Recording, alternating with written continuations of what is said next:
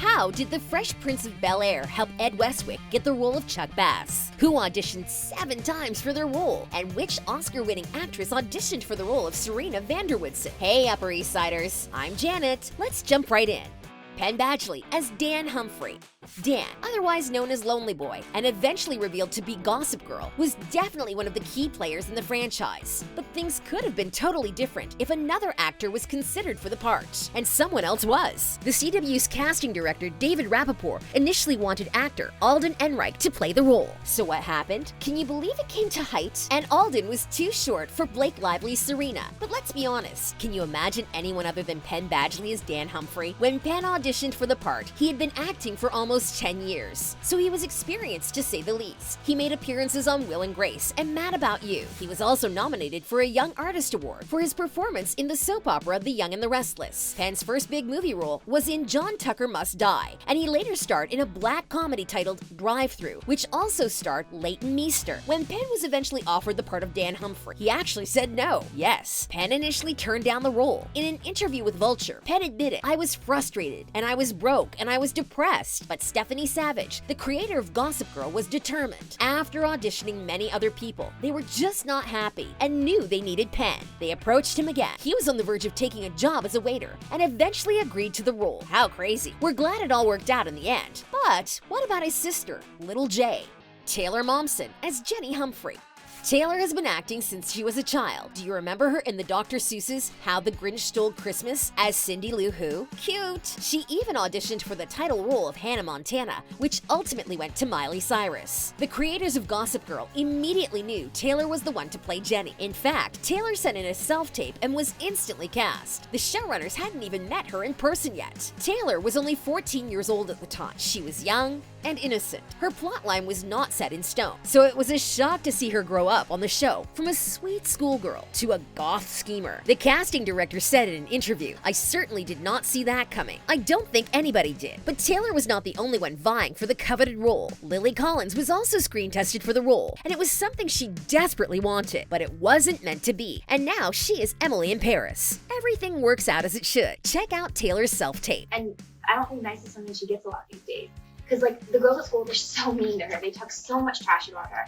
You know, all these rumors about making meth in her bath. That is definitely our little J, and we couldn't imagine her as anyone else. Just like we couldn't imagine Chuck Bass as anyone but Ed Westwick. But did you know Ed actually wanted another part? Ed Westwick as Chuck Bass.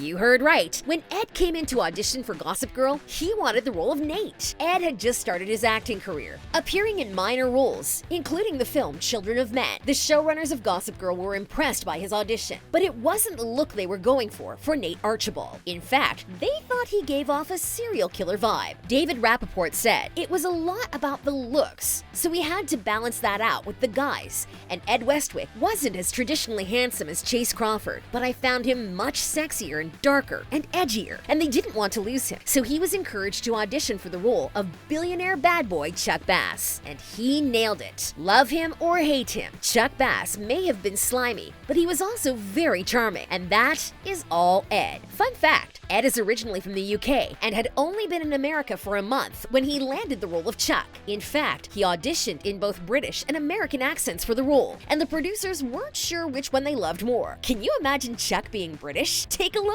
You know, I'm going to have to tell my parents the hotel they just bought is serving mayonnaise. What do you think? Ed definitely exudes all the confidence and charm of Chuck, whichever accent he has on. Actually, I prefer when they're not talking.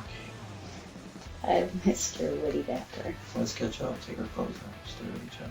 But Ed almost lost out on the role because of some visa troubles. The production had even cast backups in case his visa did not come through. Luckily, it all worked out, and the visa came through in the nick of time. On the day they were scheduled to shoot the pilot, in fact. Close call. Chuck Bass changed Ed's life forever and gave him much-needed exposure. Want to know where Ed learned his American accent? From Carlton Banks, the character on The Fresh Prince of Bel-Air. Who knew? Something else you probably didn't know? Who was originally pitched to play Chuck's love interest, Blair? Stay tuned to find out.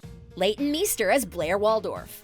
Before Leighton auditioned for the role of the Queen Bee herself, the CW casting director pitched Rumor Willis for the role. The raven-haired beauty and daughter of Bruce Willis and Demi Moore was described by David as an amazing actress in person. But ultimately, they decided to go with Leighton, who was lesser known at the time. She had previously starred in various films and series, but hadn't made her mark on the industry yet. She even appeared on the show House MD as a young teen who was crushing on Dr. House himself. The production team of Gossip Girl loved Leighton's professionalism, but did you know she originally auditioned for the role of Serena? She then went on to read for Blair and instantly felt a connection with the character, and the showrunners fell in love with her too. Chase Crawford admitted that when he met Leighton at his first audition, he couldn't see her being Blair, but when she started acting, she turned around wearing a Blair Waldorf signature headband and a sly look on her face. Chase said, "I remember thinking, that girl can act. She's the perfect girl for this." The show's creator, Josh Schwartz, said he vividly remembers how determined Leighton was to get the part. But there was one little snag. Leighton is naturally a blonde, and they didn't want to cast two blonde girls. According to Josh, Leighton went to the sink and dyed her hair. She wanted it, and boy are we glad she got it. Chase Crawford as Nate Archibald.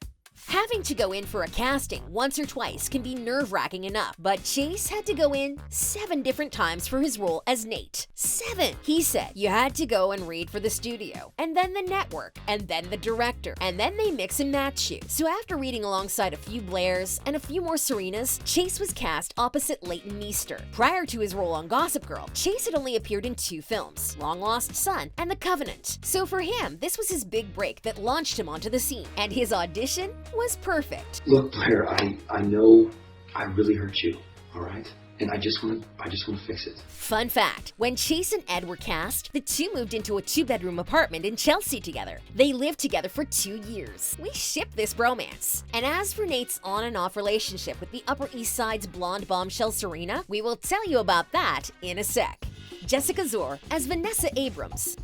How did Jessica find herself rubbing shoulders with New York's elite? Well, funnily enough, it was all about being in the right place at the right time. Before this breakthrough role, you may have spotted Jessica in That's So Raven, Drake and Josh, and even CSI Miami. In 2007, Jessica was invited to a barbecue with her longtime friend, Adam Brody. Cut to 7 years later, Adam married Jessica's future co-star, Leighton Meester. Small world. Adam had just come off his role on the OC, which was also created by Josh Schwartz. The barbecue was actually at Josh's house, but Jessica only found this out later, so she was just chilling and doing her thing. A few days later, her agent called her and said she was asked to audition for the role of Vanessa Abrams on Gossip Girl. So I went to Warner Brothers, I auditioned.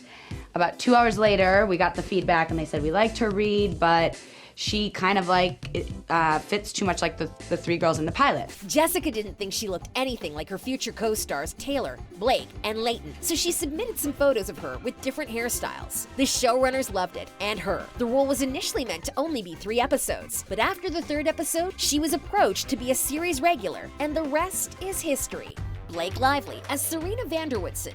Watching Gossip Girl now, you can no doubt only see the blonde-haired beauty as the inimitable Serena Van Der Woodsen. But did you know Blake Lively actually turned down the role first? Yes, that's right. At the time of the audition, Blake was well known for her role in The Sisterhood of the Traveling Pants and was in hot demand. In a 2017 interview with Vanity Fair, Blake told producers that she would rather go to college than take the role. They wanted her so badly, they negotiated and agreed to let her go to college 1 day a week at Columbia University in New York. But before they set their eyes on Blake, the network initially pitched an Olsen twin to play Manhattan's Golden Girl, Ashley Olsen to be exact. The casting director, David Rappaport, really wanted Blake for the role, but they had to come up with other options. If they didn't get her, someone else they considered was Katie Cassidy of Arrow fame. Jennifer Lawrence, who was relatively unknown at the time, also auditioned for the part, and according to producers, was rather upset that she didn't get the role. What did the audition entail? A scene from the pilot episode where Serena attempts to reconcile with Blair after her mysterious disappearance. Watch Blake's audition tape. It's pretty much identical to her performance in episode 1. You know, I know things have changed. I see you at school with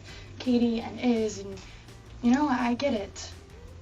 I don't want to take any of that away from you. Didn't she just nail it? Blake was initially afraid of the attention she knew would come from being in this series. She said she is a shy person who values her anonymity. She recalled thinking when she read the script, whoever does this will not be able to walk out of their house ever again and be the same before they started this. You could tell it was a cultural phenomenon that was both exciting and thrilling, but also very scary. And boy, was she right. XOXO. Want to know more about your favorite CW shows? Check out our other videos about their real-life partners and so much more. Subscribe and stay awesome.